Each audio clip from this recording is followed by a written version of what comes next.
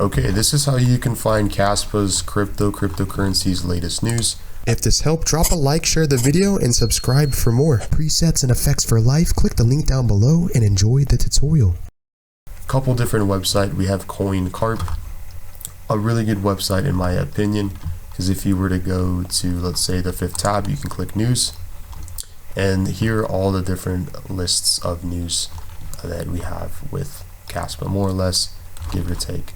Pretty useful. The next website is kaspa.org, its main website to be more specific, and as you can see that you can see posts on the top right hand screen and even in the middle part of the screen as well. Scroll down, all of the recent events they just had in France. You can read this completely for free.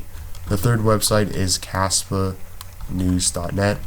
As you can see, this is more of a generalized website, but it will even show the reward reduction on the top right hand screen, because Kaspa is a proof of work coin such as Bitcoin, and this is what you have.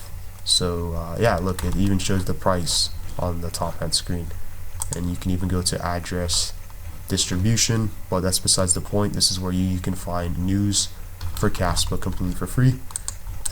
Subscribe for more. I'm out.